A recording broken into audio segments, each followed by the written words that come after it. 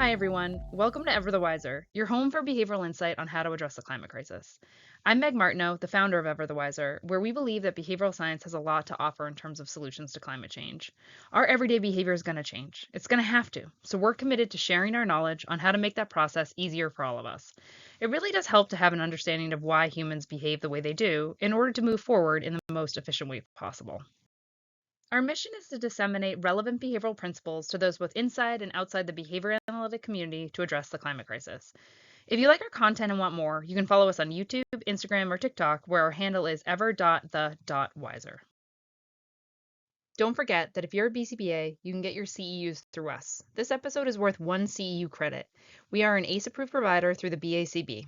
All you need to do is listen for the 2 secret code words embedded in the episode, write them down, and then enter them in when you're checking out from our website at everthewiser.com. You can feel really good about getting your CEUs through us because we give a portion of our profits to environmental organizations who are actively working to lower greenhouse gas emissions. You can even pick which organization you'd like to funnel your money towards. When you're checking out at our website, everthewiser.com, just select which organization resonates with you the most, and we will send your money that way. Right now, you can select causes that focus on forest conservation and restoration, causes that are getting solar technology into third world communities, or my personal favorite, causes that support and uplift the voices of Indigenous communities who are actively fighting to stop forest deforestation. There are so many good causes out there, it's hard to pick just a few. Getting your CEUs through us at Ever the Wiser is really a win-win. You're expanding your mind and healing the planet at the same time. Way to go, you. Today, we are discussing climate anxiety, something many of us struggle with. By the end of this episode, we hope you have some tools that alleviate your climate anxiety and ideally transmute that energy into something quite powerful, and that's committed action. One of the biggest downsides of climate anxiety, on top of just feeling terrible, is that it can lead to climate inaction, which is the worst case scenario because in order for us to slow the warming of the planet, we all need to be in this together and build the systems that will be in place in the future. This is going to be a fun episode because we're taking a turn into mental health. So today we're going to dive into what the current rates of climate anxiety, aka eco-anxiety, look like. We're also going to set the stage by reviewing a little bit about the neuroscience of the brain. We'll then review how behavior analysts have conceptualized how our thought patterns develop. This means we get to review 2 things that make me very happy: RFT, relational frame theory, and ACT, acceptance and commitment therapy. These are frameworks for how behavior analysts study our language. When applied, ACT allows for us to shift thought patterns that don't serve us. We'll end with some practical action steps that, when applied and used consistently over time, can make a dramatic impact on alleviating the distress caused by climate anxiety. So, really taken together, this episode allows us to take our climate anxiety and transmute it into order to heal the planet and ourselves. I'm telling you, it's possible. All right, let's go. So, the American Psychological Association has been doing a survey every year since 2007 on stress in America. It basically measures the levels of stress that we're experiencing through a survey every year. And in case you're completely unaware or living under a rock, the current trends for the collective mental health of American citizens are not good. The survey that was completed in 2021 showed that 78% of American adults say the pandemic was a significant source of stress. 63% of American adults say the economy is a significant source of stress. And 75% of Gen Z adults, those ages 18 to 23, experience common signs of depression, noting that they felt so tired within the last 2 weeks that it's impacted their daily actions. The survey in 2022 found that 20% of Americans are so stressed that they cannot function. The main cause of this is they cite they are struggling with multiple external stressors beyond their personal control. These numbers are even amplified and higher for marginalized voices like LGBTQ plus community, Hispanic, and Black and Brown communities. More than 3/4 of adults, 76%, said that the future of our nation is a significant source of stress in their lives, while 68% said that this is the lowest point in our nation's history that they can remember. These are some big numbers. A lot of us are struggling. So, author C. Evans is the American Psychological Chief Executive Officer, and he states that psychological science shows us that there are effective ways to talk about and cope with this type of stress.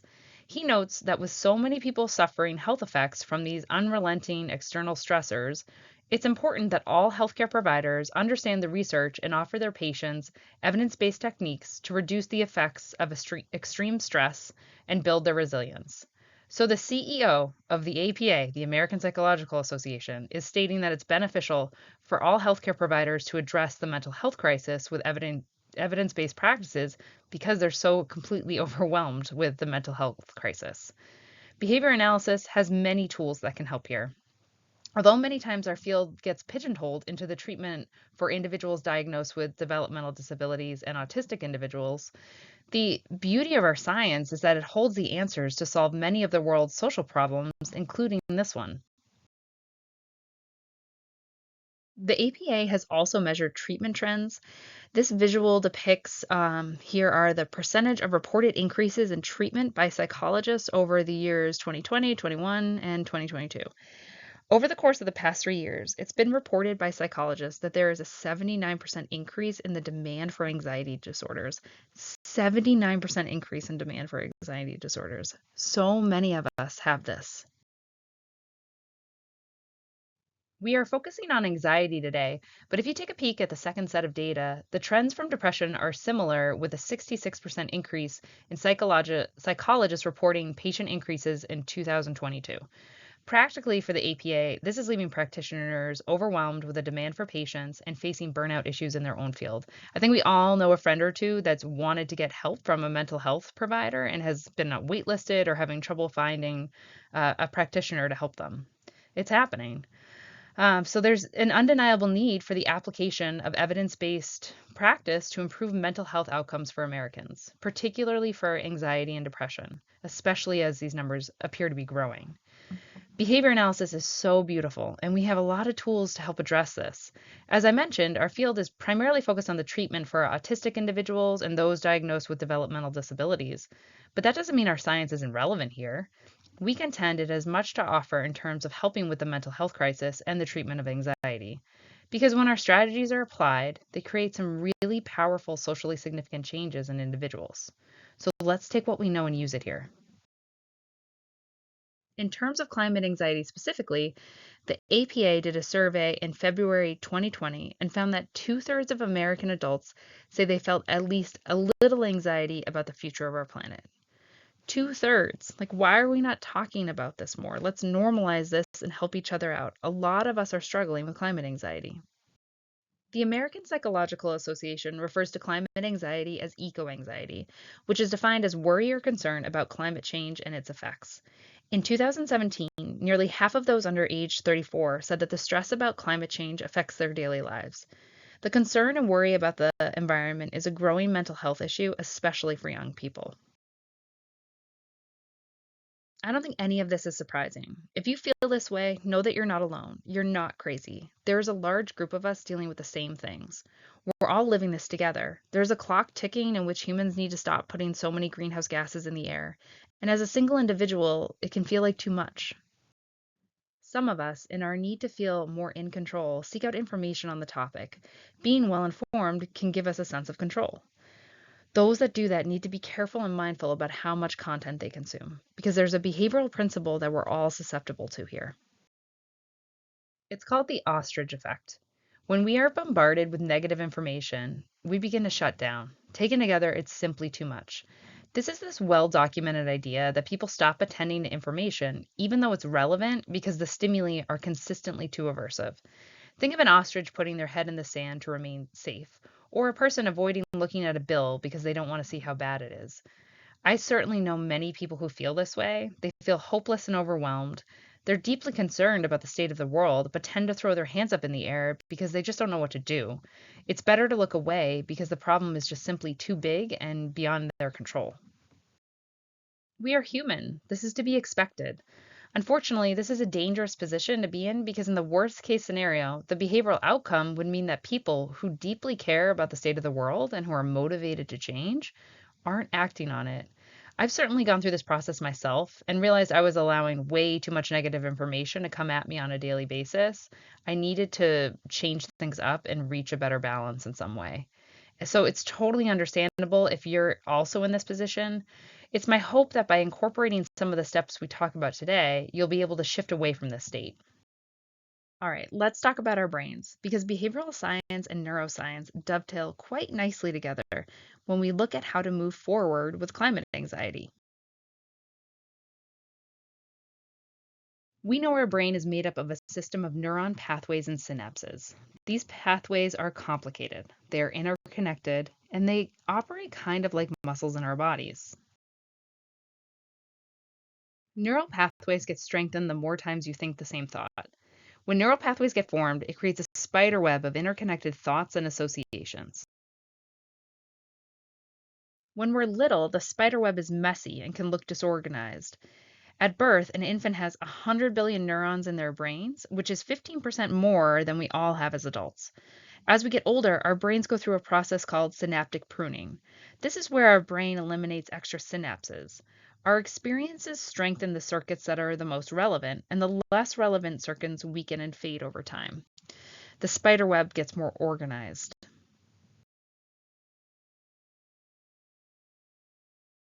Synaptic pruning is the learning process. It increases the efficiency of the adult brain. So when we're little, our brains are ripe for learning. We're ready for any contingency that is thrown our way. Connections in our neural pathways are shaped by our own experiences, what we're taught, and our own interaction with the world around us. So what we end up with is exactly the world that we experienced. Each of us having our own individual experience and thus our own unique brain.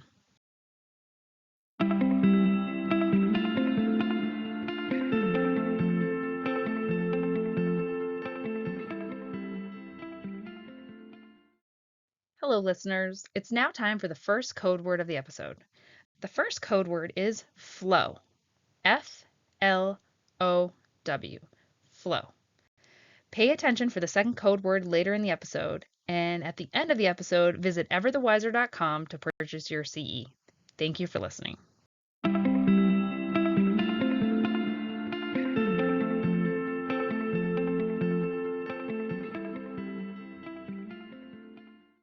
Welcome back.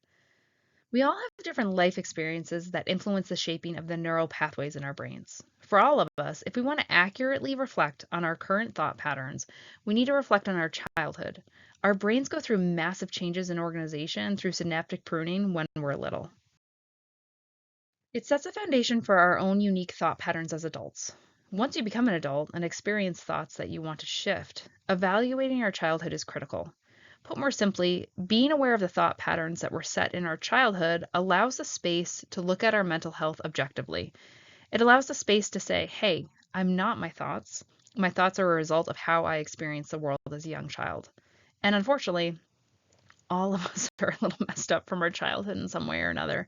None of us came out clean. And if you did, congrats, but you're probably not listening to this content.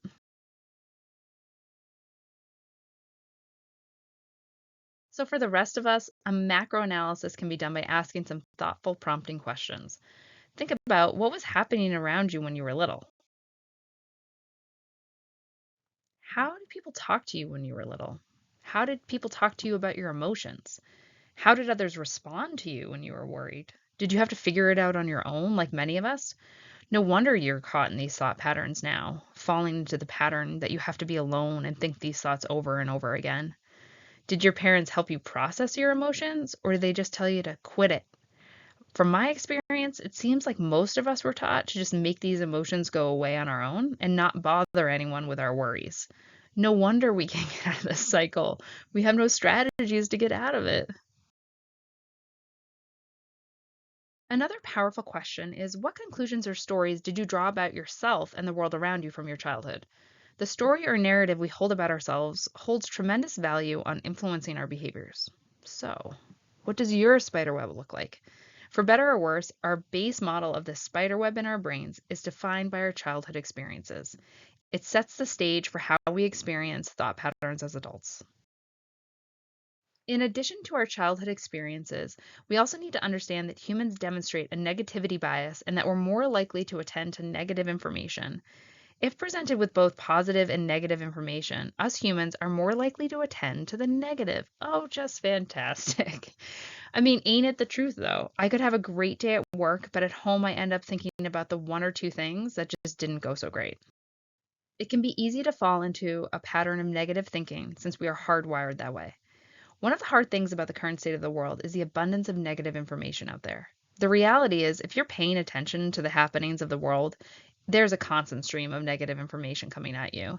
If you think about it, the news itself is a funny thing. It like constantly scans the world for bad news. We're volunteering our mental energy to watch information that we know is going to be negative. Like, what are we doing to ourselves? And why is the system set up this way to begin with? But that's another point. One simple takeaway is to examine the negative stimuli you're allowing into your experience. How does it make you feel? Maybe it's time to skip watching the news for a week or stop answering the phone when that negative friend calls. See how you feel. If you know what triggers you, lessen the frequency of times you allow those triggers in. Our brains are also very active. It's been demonstrated that humans think over 6,000 thoughts per day, many of them repetitive. Left unattended, the brain can be a runaway train of negative thoughts and feelings. You get caught in these loops of thinking without even realizing it. And then you create stories on top of that get chemically rewarded. It can be an endless cycle. This is part of the reason meditation can be such a powerful tool. It forces you to quiet your mind and press pause on all those thought patterns. It's what makes people give up on meditation so quickly at first, because it's initially so hard to just observe your thoughts and let them go.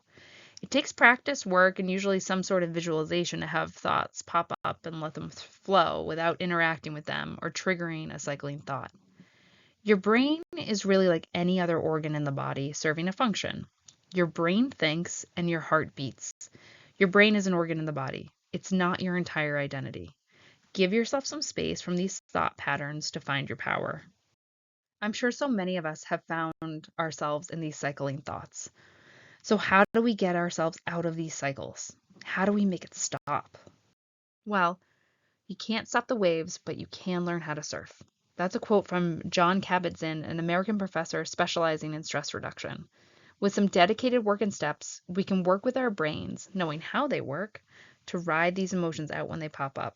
We can also use ACT and what we know from behavior analysis to build thought patterns that better serve us. Acceptance and commitment therapy, which is a behavioral and scientifically based approach to mental health, can help us learn to surf our anxiety. There are many resources and articles on ACT.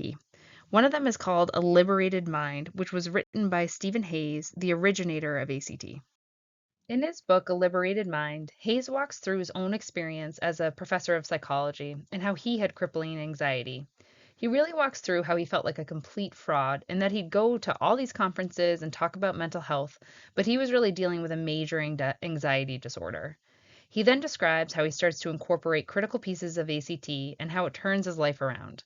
Not surprisingly, he goes on to dive deep into more research around this topic and produces numerous studies on its effective implementation. He really lays out what a drastic difference and improvement in the quality of your life you can have by using ACT. At the base of ACT is understanding how language develops from a behavior analytic perspective, which is also conveniently in line with what we know from the neuroscience research. That framework is called relational frame theory. I'm going to give you a really quick overview of relational frame theory, or RFT, for those who are less familiar.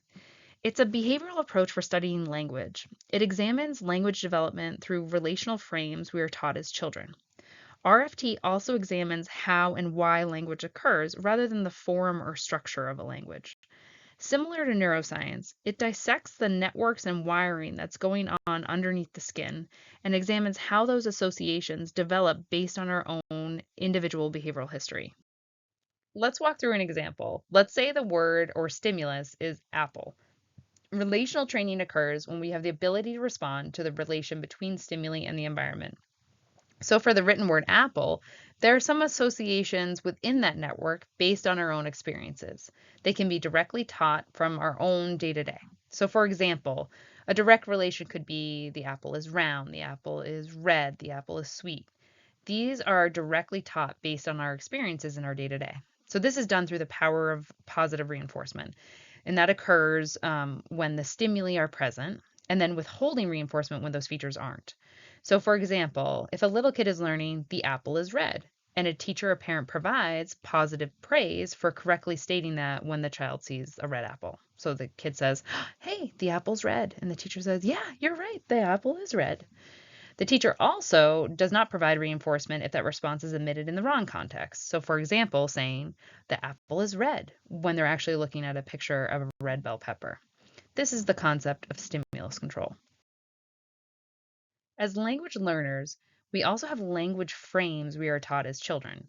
Some examples of common frames that are taught are something like is bigger than, is smaller than, is part of, is tastier, is healthier. These are certain frames or little pieces of words of language that are taught. And when they're taught, even more associations can be created in our relational networks. So, for example, once a child learns the frame is part of, related to this kind of apple example, is that they'll learn that it's part of a fruit family. Or another frame could be it's more sweet than a banana. Or if the frame is healthy, it's healthier than cake. So you can see how pretty quickly, once we start to learn some basic pieces of language, especially within these frames, the web of connections in our brain quickly gets connected to other directly taught words or stimuli. And these associations are made between stimuli that we can see in our environment. Just like synaptic pruning, when we talked about neuroscience, these associations are individualized and based on our experiences with the world. So there's individualized associations. Like for me, there's a strong association there with applesauce. And it's because in my web of experiences, my grandmother used to make me homemade applesauce for every meal when she saw me, and I just loved it. And so this evokes sensations in my body that I associate with happiness and warmth, and my Nana, she was a gem.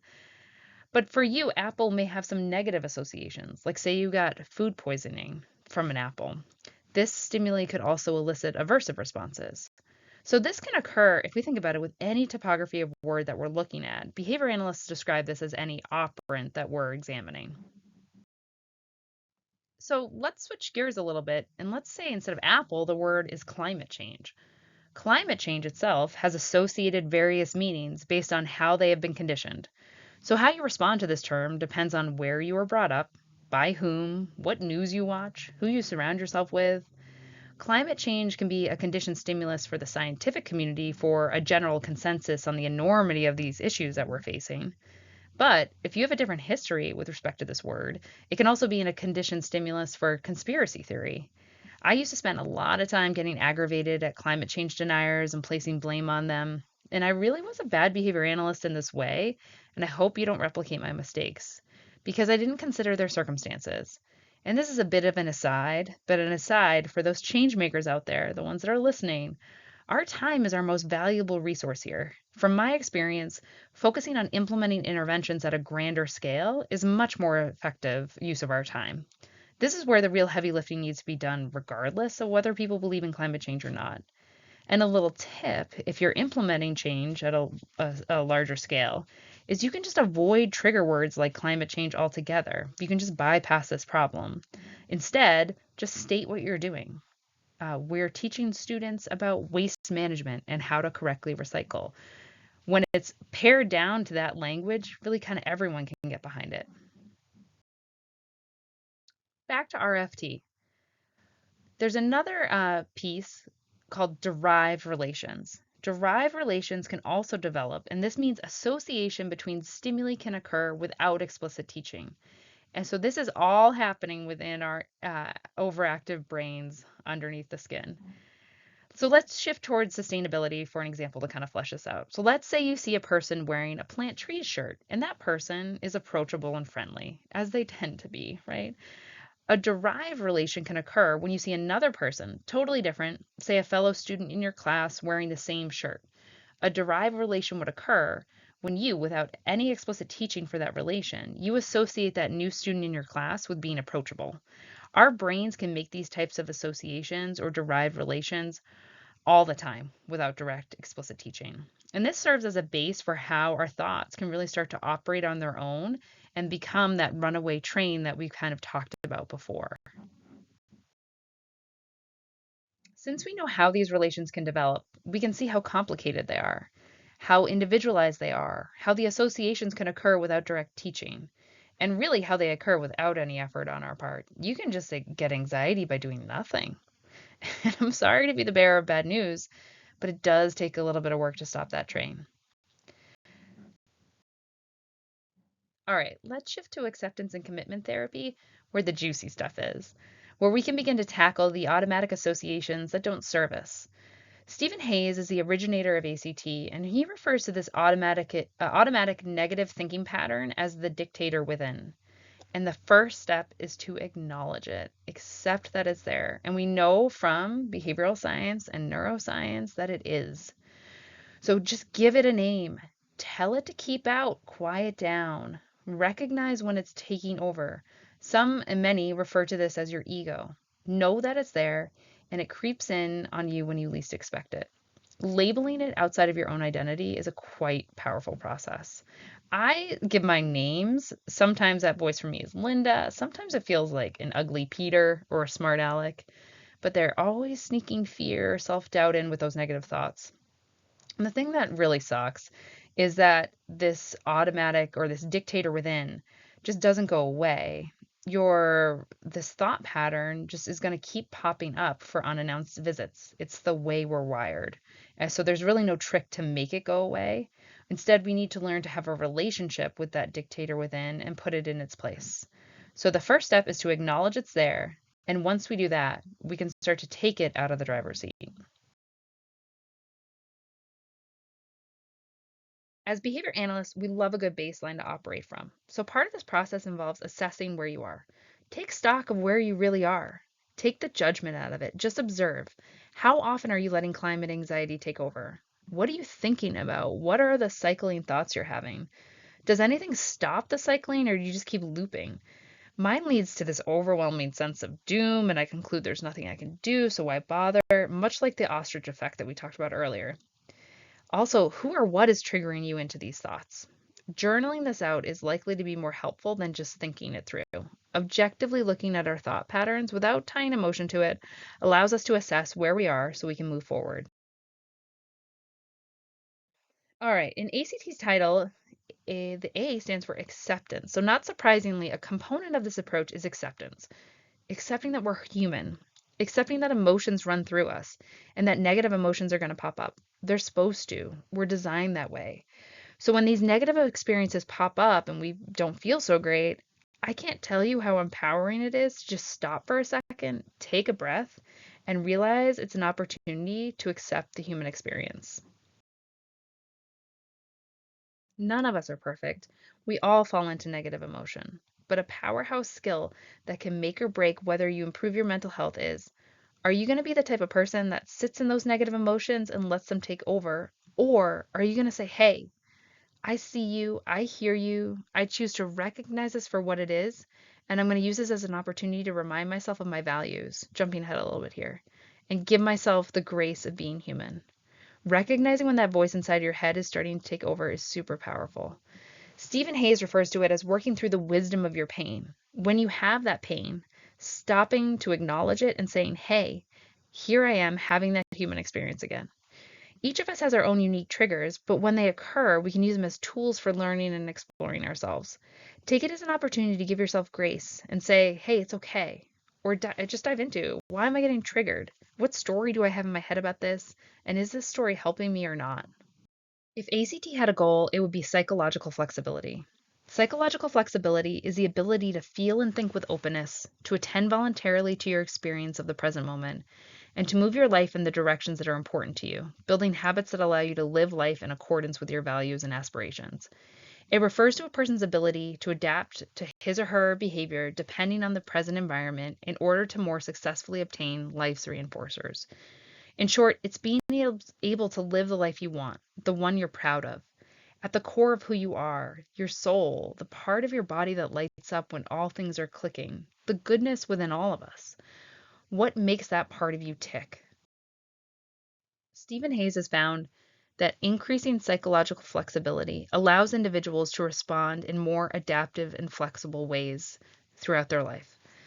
And those who are more psychologically inflexible, that is, the people who can't feel with openness, accept being human, can't be present in the moment, and don't move toward living a life in their values, those types of people are more likely to have depression and behavioral rigidity.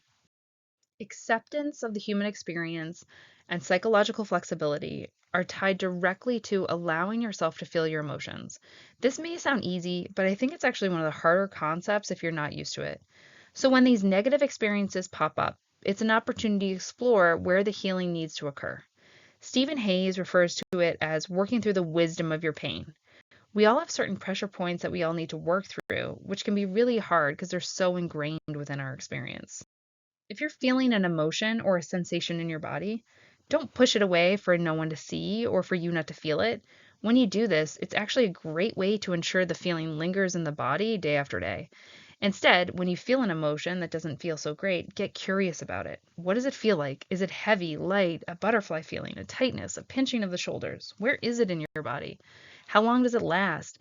Is there anything I can do to create shift away from those physical sensations? Typically, physical movement like exercise or breath work can really do the trick here. Also, make sure to use the language, I feel anxious, instead of I am anxious. You're feeling your emotions, they aren't your identity. Emotions are giving the body clues on how to move forward. When we have the courage to look at our emotions and face them head on, a funny thing happens. They have an amazing tendency to dissipate faster. Emotions are a funny thing, they want to be seen. And if you don't believe me, I encourage you to give it a shot and let me know how it goes. So, we've already talked about a lot of good, juicy things today, like how our thought patterns developed, accepting our human nature, how to feel our feelings, and now we get to shift to one of the more powerful aspects of ACT, identifying and living in your values. When I say values, it's what are the certain tenets that are ingrained in who you are? What lights you up? Your values are what you treasure most. What values, when you're living in them, make you feel connected to all aspects of the life that you treasure? What gets you most excited about the world? What resonates with you the most? The best part is that values are completely individualized to you. So, how do you figure out your values? There's a great list of values developed by Brene Brown in her book Dare to Lead. And if you've been living under a rock, she is a popular psychologist who's well known for her work in vulnerability and self improvement. I put this list under the slide so it's easier to see. She recommends going through the list, marking the ones that pop up at you, and really try and find two that resonate with you. Here's that list zoomed in so you can see it more easily. But walk through it. What ones pop up at you? Is it gratitude, growth, making a difference? The best part is that you can pick what is personally relevant for you. Different strokes for different folks, right? What rings your bells? What gets you going about life? What do you really care about? Personally, my most consistent value is making a difference, but for you, it could be faith, legacy, or giving back. Once you figure out your values, commit to them. Create systems to make it easier for you to live in your values. This is where we can really use behavioral science to our advantage. Check yourself throughout the day about whether you are in your values or not. Tell others you care about that this is how you're going to approach the world through the lens of what's most important to you. Then it's really as simple as checking yourself periodically throughout the day and asking the question, am I in my values right now? When you're feeling down or not great, am I in my values? When you're feeling good, am I living in my values? On your way to work, am I in my values? On the couch watching a movie, am I in my values right now? At the end of the day, even write in your journal all the times you were and examples of when you were living in your values for that day. What specific behaviors did you do that were in line with your values? Give yourself credit and celebrate your success when you do. This is where your power is. There's so much power into committing to living in your values. Another great trick that I use is using everyday stimuli we encounter to serve as a prompt to determine whether or not we're in our values. For example, every time you touch water, or every time you get in and out of a car, or every time you cross the threshold of a door, let that serve as a prompt to check, whoa, am I in my values right now? This whole process is kind of like one big circle. Once we identify our values, we can connect with them and guide ourselves to live more closely to them. But as Hayes says, if we're blocked from connecting to our values because we're trying to avoid pain, we ironically only contribute to our pain. By listening to our pain instead and moving towards the yearning to feel, we can identify the discrepancies between the way in which we're living and the way we want to live. Pain is like a flashlight if we know where to point the beam. Without pain, how will we know if we're off track? We need that feeling in order to help us better align with how we want to live each day. If you're a behavior analyst or BCBA, you know that our secret sauce to behavior change is not only addressing behavior we want to decrease, which today is those cycling thoughts caused by climate anxiety, but the real power in behavioral science is to focus our attention on building new behaviors. In this case, new thought patterns that better serve us. One way to do that is to build positive self talk into our everyday language. Just as our negative thoughts can be runaway trains that begin to cycle on their own, we can also do that with positive ones as well. So let's build positive thoughts and stories about ourselves that are accurate and will serve us better than speaking poorly about ourselves. This isn't being delusional, like I'm the best, most important person in the world.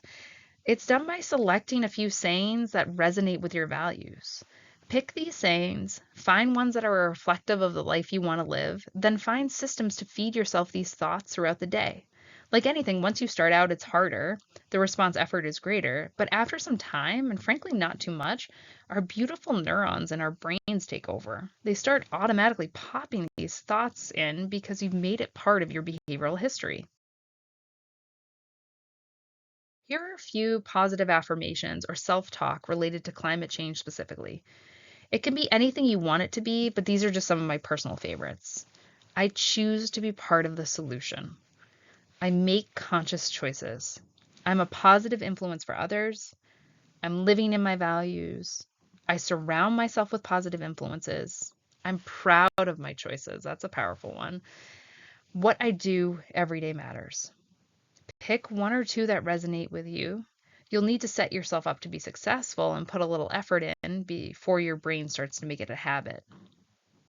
One way to do this is to identify something you regularly encounter to serve as a prompt for positive self talk. So, since I'm a working mom, I find myself cleaning and doing the dishes more than I'd like to. I started to use the prompt of any time my body touches water as an opportunity to say something positive that resonates with my values.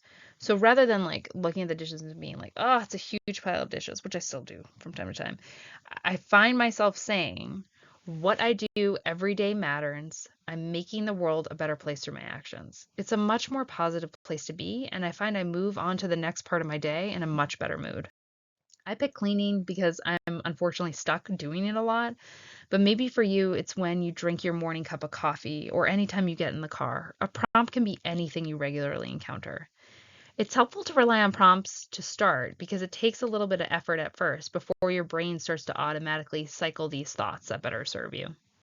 We're going to use the rest of the episode to provide you with some helpful takeaways to alleviate your climate anxiety. Behavior analysis has many gems we can use as tools here. We'll get into each of them, but in no particular order. They are identify your triggers, identify your glimmers, know the 5 people you spend the most time with. They influence you more than you realize and understand your impact, and celebrate your success.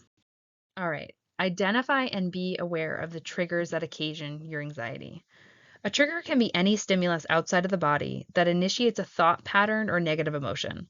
So think if you close your eyes for a second, think about all the things that could possibly happen outside of the body that could trigger you. It could be anything: people, places, things, sounds, a smell, a time of day. It really can be anything. We've all got them. And if you're self aware at all, you can probably come up with some right now. So, for climate anxiety, some common triggers may be the news about climate change. For me, it's about climate deniers or people who are inactive in climate work. That really bothers me. This is a heightened trigger for me due to my childhood and my synaptic pruning I went under, like we talked about before. My dad was wonderful, but he thought that there was no need for us to act on climate change because it would be a problem long after he was dead. I could never understand this framework of thinking, and I know that about myself. So as a result, I try and limit my interaction time with people who kind of have this thinking. I actively choose to divert my attention towards the change makers out there. There are so many people doing such good work. The ones who are creating a better world, the ones who are speaking up about social, environmental injustices throughout the world.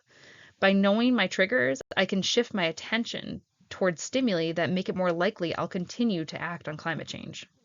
So, by knowing your triggers, when you dive into what they are for you on a personal level, you then can get some power over them. Knowledge is power, baby. So, number one, Can you put yourself in situations where you're less likely to be triggered? We can't avoid all the triggers. We're human, things are going to happen, but maybe, just maybe, we can lessen our exposures. Are you allowing yourself or putting yourself in situations where it's likely you're going to get triggered? Maybe don't do that to yourself if possible. Maybe you don't need to convince that coworker that climate change is real. Maybe you don't need to watch the news or follow certain people on social media who trigger you. A second really powerful thing that happens is when you're triggered and you take a quick breath, you realize between a stimulus and a response, there is space. In that space is our power to choose our response. In our response lies our growth and our freedom. When you are triggered, you can say, hey, that's a trigger. I see it. Am I going to let it control me? Am I going to let it shift me away from living in my values? Or do I choose to live in my values? We can't do this every time. We're human. But isn't it wonderful and so empowering in these instances where we actually can decide and say, hey, not today, not right now. I'm not going to let that trigger control me. All right, number 2, identify your glimmers. This is a new term that's floating around social media. I'm 1,000% on board with it. Behavior analysts would call a glimmer a stimuli that elicits the emotion of happiness. We would then get all technical and start to define what happiness is and how it feels in the body, and if there's um, topographical measures for it that we could do. But really, glimmers are people, events, things, a flower, a sunset, your child singing a song, your partner holding your hand, the warm bed at night, anything that does the opposite of triggering you towards negative emotion. They light you up. They let you see the joy, optimism, and hope in the world. So, what are your glimmers? Add more of them to your day to day. If you love your bed, go to bed early. If you love music, go to a concert. If nature lights you up, go for a walk. Give yourself permission to be happy. You deserve it. And when these happy moments and feelings arise, hold on to them. Soak them in. Let the feeling ride just a little bit longer. Give yourself the space in your body to feel happy. It's okay. You can be a concerned citizen about the future of the planet and still be happy in your day to day. The real trick to this, at least for me, is that you can go to bed at night and reflect on whether or not you are living in your values. And when you do, you can be really proud of yourself and allow yourself to be happy.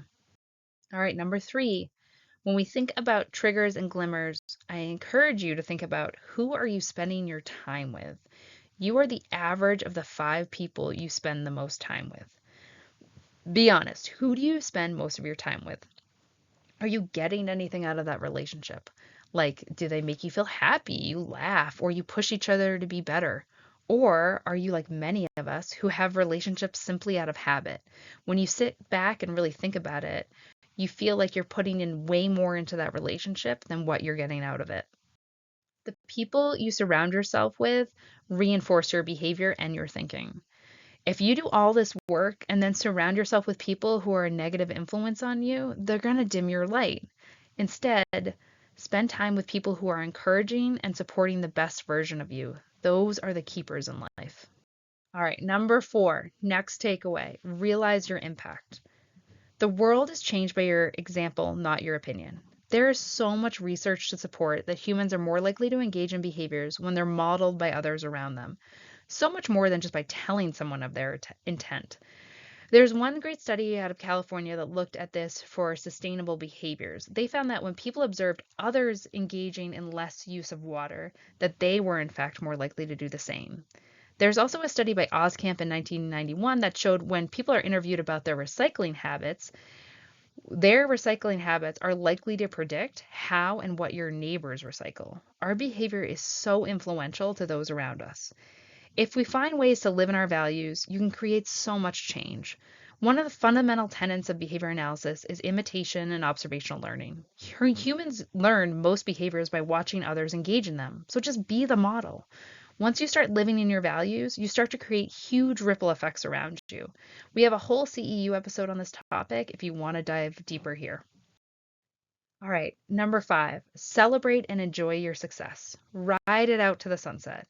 In behavioral terms, we call this the power of positive reinforcement. Behavior goes where reinforcement flows. If a behavior is reinforced, it's likely to happen again. When you do something of value, celebrate it, tell your tribe, soak it in, be proud of yourself, show yourself some love. Celebrating your success is a critical step in helping us rewire the brain with more positive thinking and make us more likely to live a life tied to our values. Spend some time focusing on all the things you've done well and have accomplished. Take a moment to reflect on how you've made yourself proud. Write out a victory board. Make it a habit to journal out your successes from the day. Get a list going. Write it out every night so it becomes a habit. If you do this enough, your brain starts to take over since you're helping facilitate more productive thought patterns than cycling about the planet.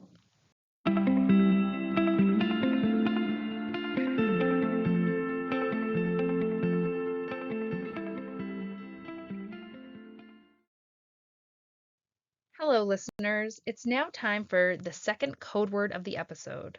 The second code word is air. A-I-R. Air. At the end of the episode, visit everthewiser.com to purchase your CEU. Thank you for listening.